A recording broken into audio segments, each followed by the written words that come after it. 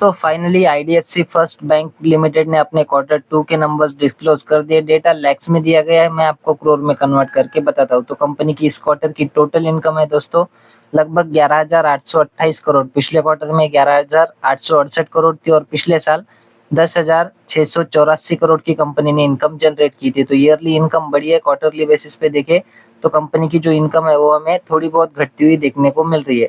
वही बात करें इंटरेस्ट इनकम की तो कंपनी की इस क्वार्टर की है 9,936 करोड़। पिछले क्वार्टर में 9,642 करोड़ थी और पिछले साल 8,956 करोड़ की कंपनी ने इंटरेस्ट इनकम अर्न की थी।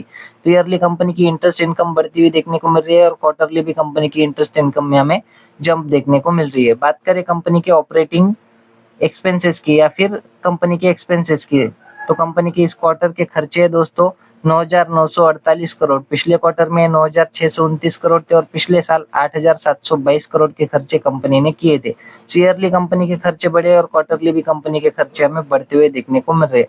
ऑपरेटिंग प्रॉफिट की बात करें तो कंपनी का इस क्वार्टर का ऑपरेटिंग प्रॉफिट है 1,880 करोड़। पिछले क्वार्टर में 2,239 करोड़ था और पिछले साल 1,961 करोड़ का जो है कंपनी ने ऑपरेटिंग प्रॉफिट जनरेट किया था।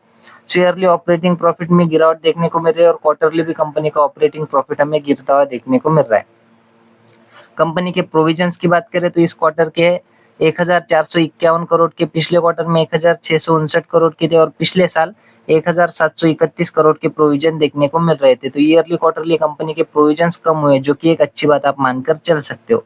नेट प्रॉफिट की अगर बात करें तो कंपनी का इस क्वार्टर का नेट प्रॉफिट है 352 करोड़। पिछले क्वार्टर में 462 करोड़ था और पिछले साल 200 करोड़ का कंपनी ने नेट प्रॉफिट जनरेट किया था। तो ईयरली क्वार्टरली देखे ईयरली कंपनी का जो प्रॉफिट है वो बढ़ा है, क्वार्टरली बेसिस पे प्रॉफिट हमें गिरता हुआ देखने को मिल रहा है। बात करें कंपनी के ईपीएस की तो कंपनी का इस क्वार्टर का ईपीएस है दोस्तों 36 पैसे। पिछले क्वार्टर में 63 पैसे था और पिछले साल 27 पैसे का कंपनी ने ईपीएस जनरेट किया था। ईयरली ईपीएस बढ़ा है, क्वार्टरली बेसिस पे कंपनी का ईपीएस हमें घटता हुआ देखने को मिल रहा है। वही बात करें कंपनी के एनपीएस की तो कंपनी के इस क्वार्टर की एनपीएस देखने को मिल रहे हैं हमें 0.38% की। पिछले क्वार्टर में 0.53% थी और पिछले साल 0.25% के कंपनी की एनपीएस देखने को मिल रहे थे।